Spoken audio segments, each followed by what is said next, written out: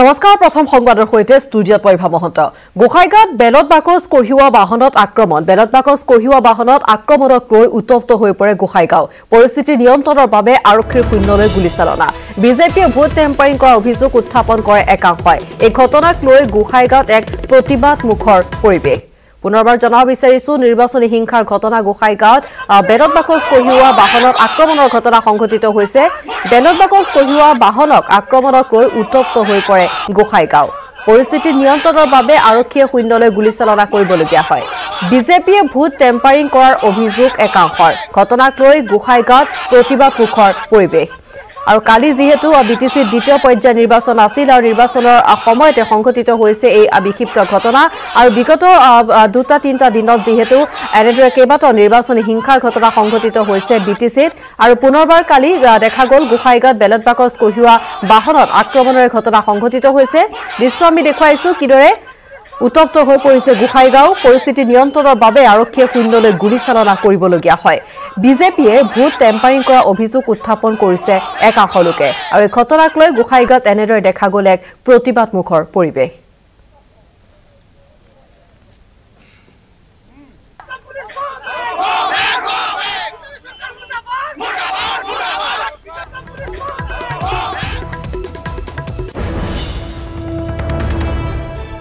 দৃশ্য আমি দেখুৱাই আছো কালি নিশাৰ দৃশ্য নিৰ্বাচনী হিংসা গোখাইগাঁৱত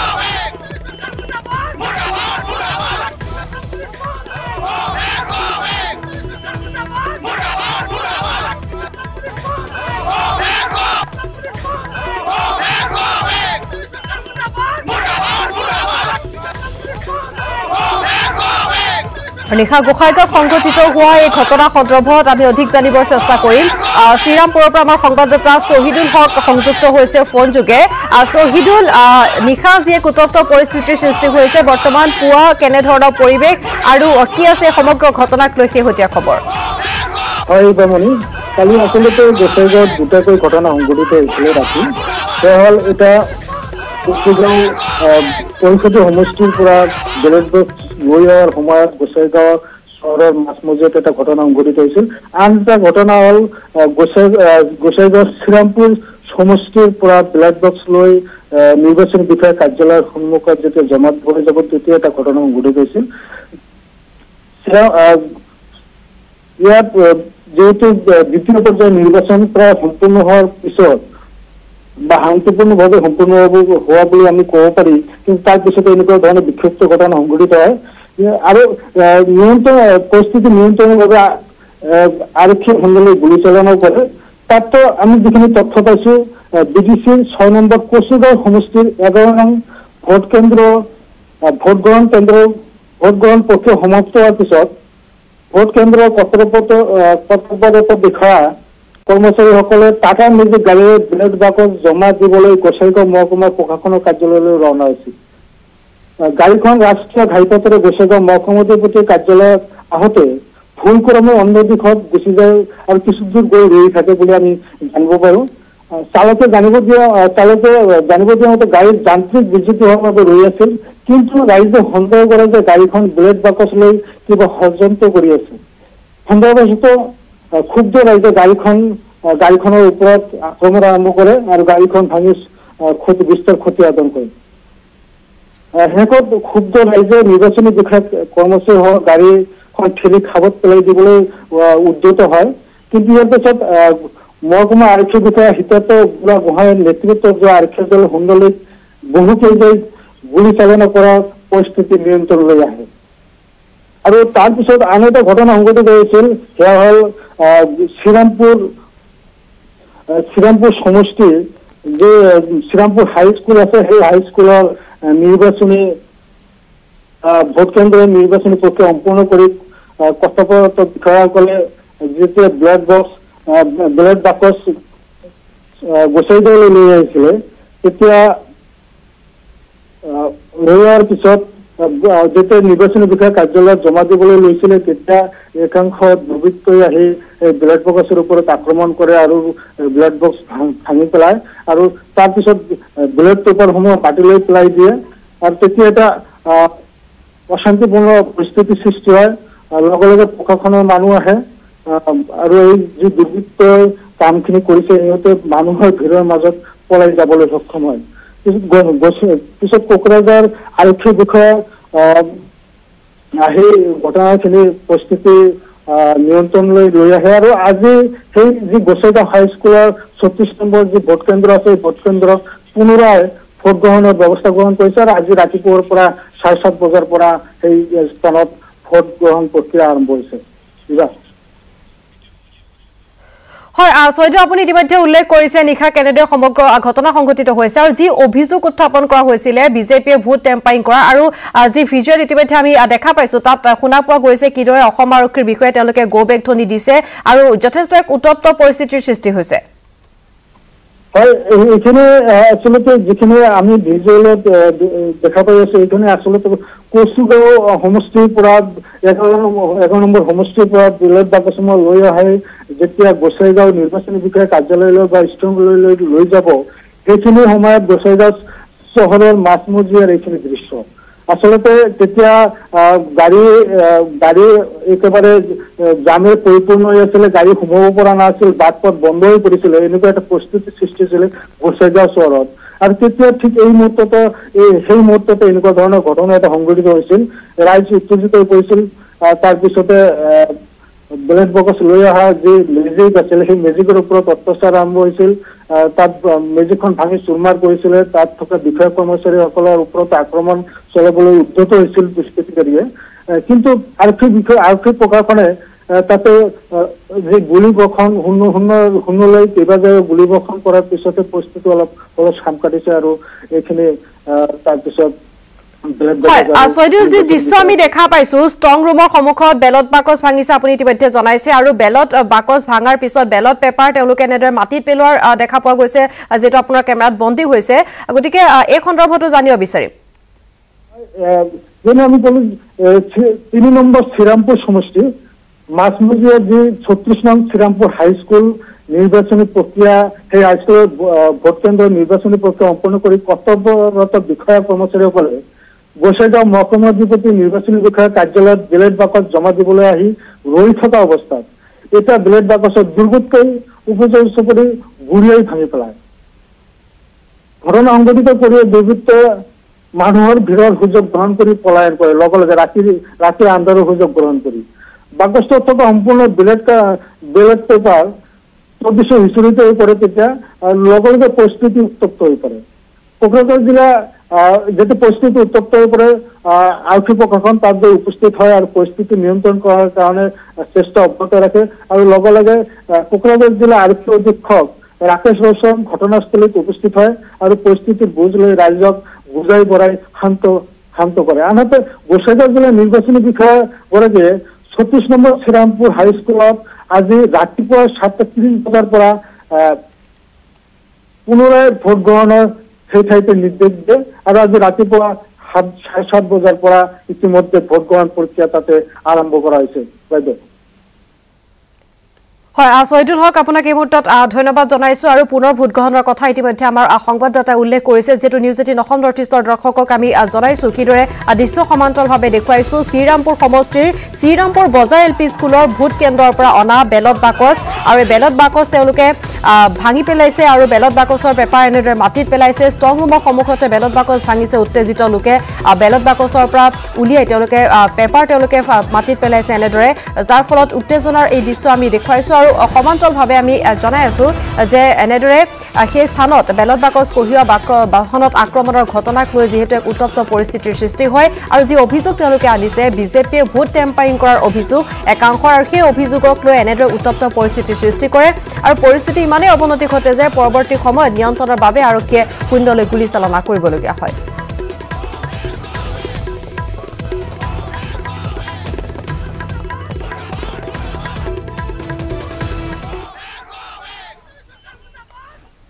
সামৰি পৰিল বিটিসি নিৰ্বাচন দ্বিতীয় পৰ্যায়ৰ নিৰ্বাচনত প্ৰায় ৭৯% ভোটদান সম্পন্ন হয় চিৰাং আৰু কোকৰাঝাৰ 19টা পৰিষদীয় সমষ্টিত অনুষ্ঠিত হয় দ্বিতীয় পৰ্যায়ৰ ভোটগ্ৰহণ 1407টা ভোট কেন্দ্ৰত ৰাইজে সাব্যস্ত কৰে ভোটাধিকাৰ বেৰত বাকচত বন্দী হৈছে কোকৰাঝাৰ আৰু চিৰাঙৰ 111 গৰাকী প্ৰাৰ্থীৰ ভাগ্য আনহাতে প্ৰথম পৰ্যায়ৰ নিৰ্বাচনত সাব্যস্ত হৈছিল ৭৭.1% ভোটাধিকাৰ এতিয়া সকলোৰে মাথো অপেক্ষা 12 ডিসেম্বৰলৈ কিয়নো 12 ডিসেম্বৰত অনুষ্ঠিত হ'ব বিটিসিৰ ভোট গণনা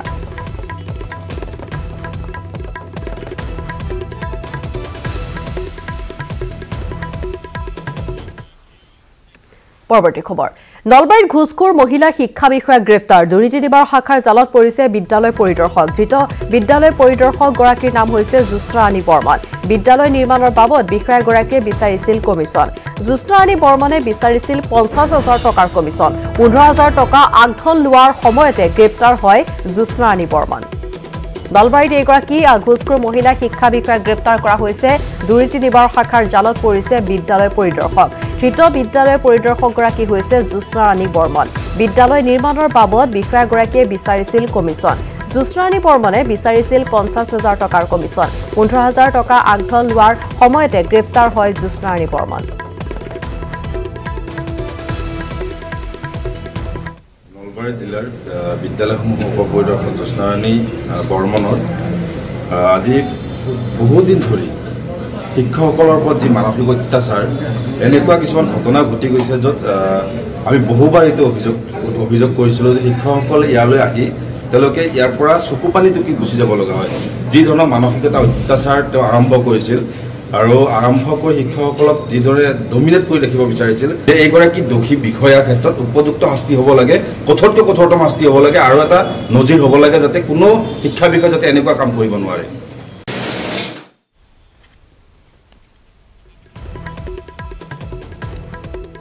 আৰু ভাষ্য আমি আগবঢ়াইছো দুৰ্নীতি নিবাৰকৰ আৰু ইতিমধ্যে জনাই আছো নলবাৰীত এই ঘটনা সংঘটিত হৈছে ঘুষখোৰ মহিলা শিক্ষা বিষয়া গ্ৰেপ্তাৰ কৰা হৈছে দুৰ্নীতি নিবাৰক শাখাৰ জালত পৰিছে বিদ্যালয় পৰিদৰ্শক ধৃত বিদ্যালয় পৰিদৰ্শকগৰাকীৰ নাম হৈছে জুষ্ট্ৰাণী বৰ্মন বিদ্যালয় নিৰ্মাণৰ বাবদ তেওঁ ৫০,০০০ টকা কমিছন বিচাৰিছিল আৰু কমিছন বিচাৰিছিল জুষ্ট্ৰাণী বৰ্মনে ১৫,০০০ টকা যেতিয়া তেওঁ আগধন লৈছিল সেই সময়তে গ্ৰেপ্তাৰ হৈছিল জুষ্ট্ৰাণী বৰ্মন নলবাৰীৰ পৰা ত্ৰিদীপ ফুকন সংযুক্ত হৈছে ফোন যোগে ত্ৰিদীপ ইতিমধ্যে দুৰ্নীতি নিবাৰকৰ জালত পৰিছে এগৰাকী বিদ্যালয় পৰিদৰ্শক আৰু কি আছে অধিক খবৰ হয় ছাৰ কিবা কালি বিয়লিৰ ভাগত হঠাতে আহিছিলে খবৰটো যে হঠাৎ নলবাৰী বিদ্যালয়সমূহৰ পৰিদৰ্শকৰ কাৰ্যালয়ত দুৰ্নীতি নিবাৰক শাখাৰ তৎকালীনভাৱে অভিযান চলিছিল আৰু তাৰ পিছতে এই সমগ্ৰ ঘটনাটো পোহৰলৈ আহিছিল যিগৰাকী বিদ্যালয়সমূহৰ পৰিদৰ্শক জোৎস্নাৰাণী বৰ্মন তেখেতে এখন বিদ্যালয়ৰ নিৰ্মাণৰ নামত অহা ধনৰ পৰা নগদ ৫০,০০০ টকা কমিছন হিচাপে বিচাৰিছিল আৰু ১৫,০০০ টকা বিচাৰিছিল আগধন হিচাপে আৰু সেই আগধন দি থকা অৱস্থাতে হাতেলতে গ্ৰেপ্তাৰ কৰিছিল সেইগৰাকী বিষয়াক আৰু এটা কথা উল্লেখ কৰিব লাগিব যে ইয়াৰ পূৰ্বেও বিভিন্নজনে কৈ আহিছে বা বিভিন্নজনৰ অভিযোগ যে বিদ্যালয় যিকোনো বিদ্যালয়ৰ শিক্ষক শিক্ষয়িত্ৰীৰ ওপৰত মানসিকভাৱে এইগৰাকী জোৎস্নাৰাণী বৰ্মনে নিৰ্যাতন চলোৱাৰ অভিযোগ উত্থাপিত নিৰ্যাতন মানে মই এইটো ক'ব বিচাৰিছো যে কিছু সৰু সৰু কথাতে ব্যৱহাৰ যেনে ধৰণৰ কৰিব লাগে তেনে ধৰণে নকৰি কিছু কিছু হাৰাশাস্তি কৰা বুলি অভিযোগ উত্থাপন আহিছে অৱশ্যে সেয়া কিমান দূৰ সঁচা কিমান দূৰ মিছা এতিয়া গম পোৱা নাযাব কিন্তু বিভিন্নজনে কোৱাৰ নিচিনাকৈ যদি হয় তেতিয়াহ'লে জোৎস্নাৰাণী বৰ্মনে পূৰ্বৰ পৰাই যে দুৰ্নীতিৰ লগত জড়িত আছিল সেয়া নুই কৰিব নোৱাৰি হয় ত্ৰিদীপ কলিতা মুঠত আপোনাক ধন্যবাদ জনাইছো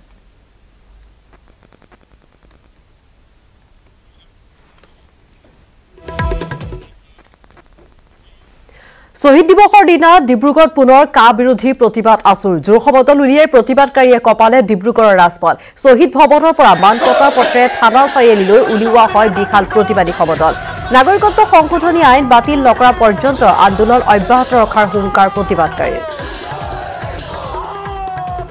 ডিব্ৰুগড় ৰাজপথৰ দৃশ্য আমি দেখুৱাইছো শহীদ দিৱসৰ দিনা ডিব্ৰুগড়ত এনেদৰে কা বিৰোধী প্ৰতিবাদ আছুৰ জোৰ সমদল উলিয়াই প্ৰতিবাদকাৰীয়ে কপালে ডিব্ৰুগড়ৰ ৰাজপথ শহীদ ভৱনৰ পৰা মানকটা পথেৰে থানা চাৰিআলিলৈ উলিওৱা হয় বিশাল প্ৰতিবাদী সমদল নাগৰিকত্ব সংশোধনী আইন বাতিল নকৰা পৰ্যন্ত আন্দোলন অব্যাহত ৰখাৰ হুংকাৰ প্ৰতিবাদকাৰীৰ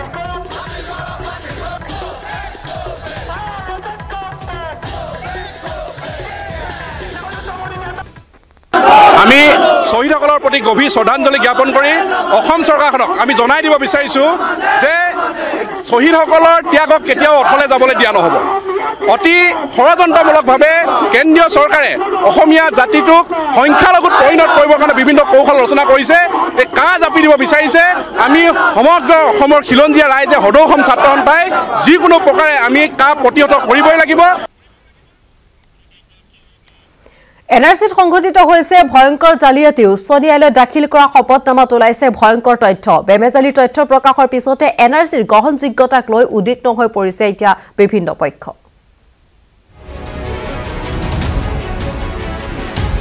এনআৰসিত ভয়ংকৰ জালিয়াতি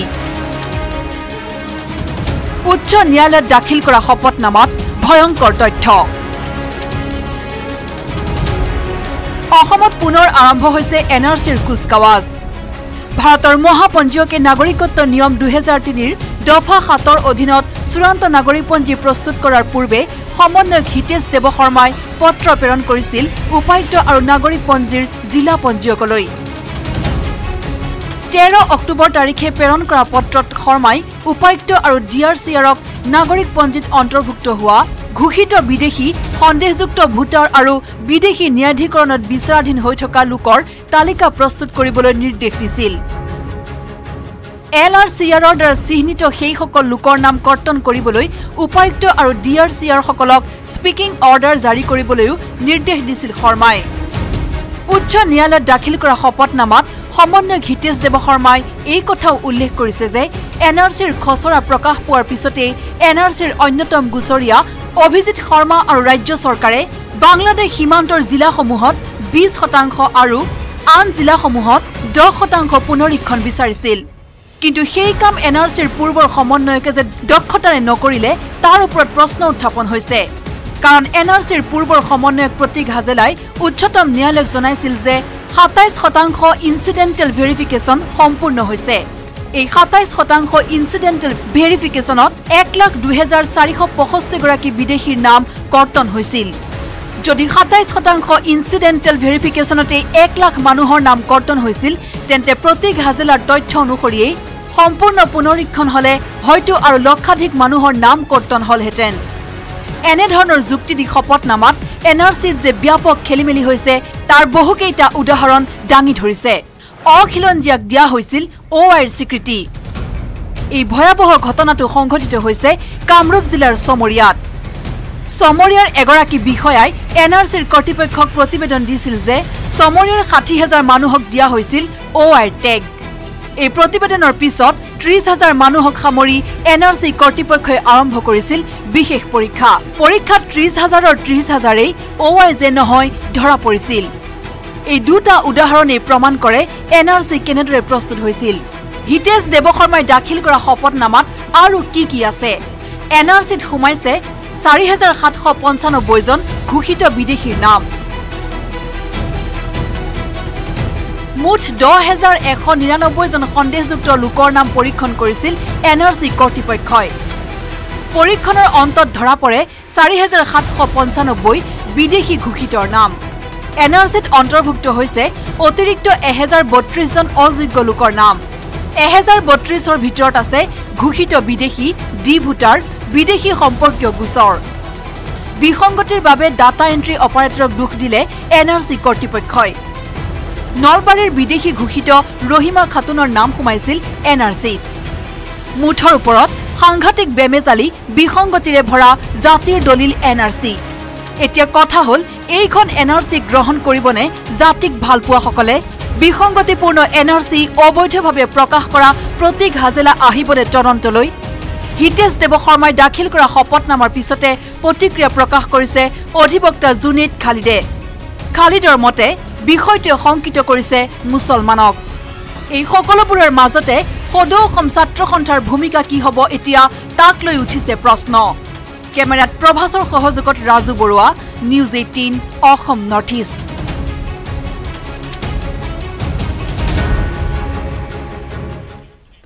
আৰু খবৰ অব্যাহত থাকিব তাৰ পূৰ্বে সময় খন্তেক বিৰতি বিৰতিৰ পাছত কাজিৰঙাৰ বুঢ়াপাহাৰ বনাঞ্চলৰ অপৰূপ সৌন্দৰ্যই আকৰ্ষিত কৰিছে পৰ্যটকক বুঢ়ালুইতৰ কাষতে লাগি থকা ৰাষ্ট্ৰীয় উদ্যানখনৰ বুঢ়াপাহাৰ বনাঞ্চলত এশিঙীয়া গড় হাতী ঢেকীয়াপতীয়া বাঘ জাকে জাকে পহুৰ বিচৰণৰ নয়নাভিৰাম দৃশ্যত এতিয়া মন্ত্ৰমুগ্ধ হৈ পৰিছে দেশী বিদেশী পৰ্যটক প্ৰকৃতিৰ ৰম্যভূমি বিশ্ব পৰ্যটন ক্ষেত্ৰ কাজিৰঙাৰ এই বুঢ়াপাহাৰ বনাঞ্চলৰ আছে এক সুকীয়া পৰিচয় বৈচিত্ৰ্যতাৰে পৰিপূৰ্ণ বুঢ়াপাহাৰ বনাঞ্চলৰ ভূখণ্ডই সুকীয়া সৌন্দৰ্য প্ৰদান কৰিছে বনাঞ্চলখনক ৰাষ্ট্ৰীয় উদ্যানখনৰ বোকাঘাট অগ্ৰাতলি কহৰা আৰু বাগৰি বনাঞ্চলৰ তুলনাত অতি স্পৰ্শকাতৰ হিচাপে চিহ্নিত বুঢ়াপাহাৰ বনাঞ্চলৰ মনোমোহা প্ৰাকৃতিক পৰিৱেশে এতিয়া হাত বাউলি মাতে সকলোকে এফালে কুকুৰাকটা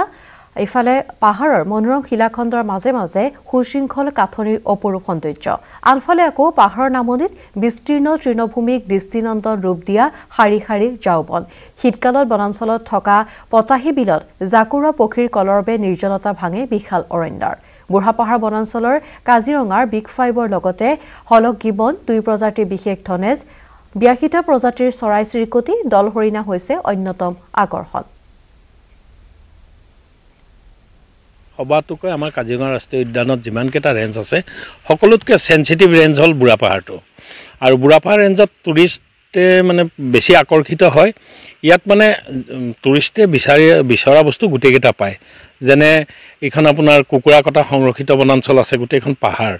এই পাহাৰৰ তলেদি আমি কিছুমান ৰাস্তা বনাই আছোঁ নতুনকৈ যোৱা বছৰৰ পৰা আমাৰ উচ্চপদস্থ বিষয়াসকলৰ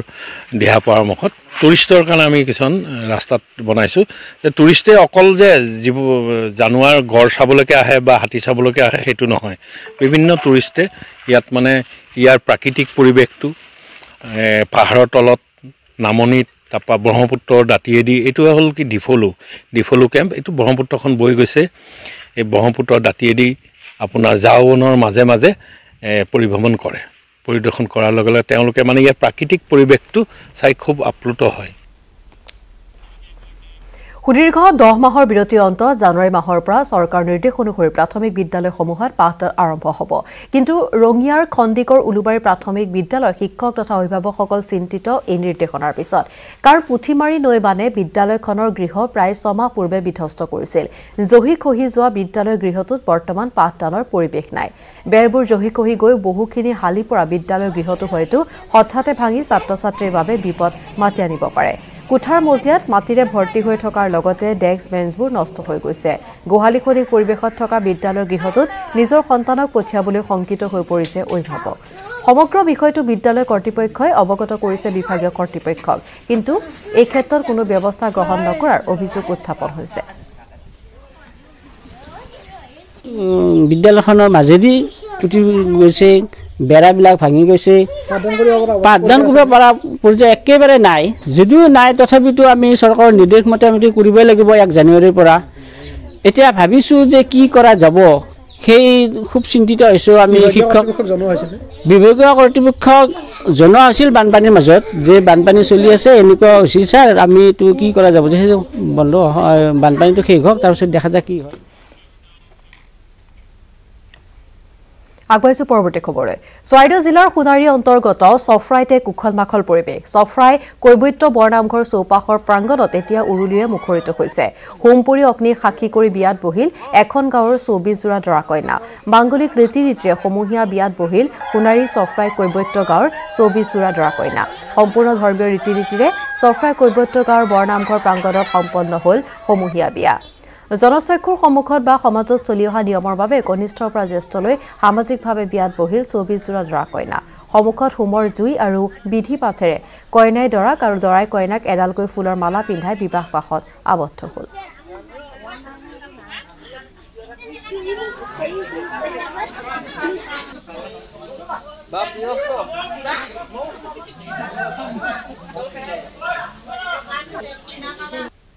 এই খবৰখনত আজি 24 আমাৰ ল'ৰা বিয়া অৰ্থাৎ আমাৰ কৰ্ম আজি বৰ্তমান চলি আছে আৰু এই কৰ্মসূচী বৰ্তমান আমাৰ অসমৰ যি পৰিস্থিতি বা যি অসমৰ অৱস্থা তাক লৈ আমি সিদ্ধান্ত কৰিছোঁ যে নহয় আমি সমূহীয়াভাৱে আমাৰ এই দেৱালী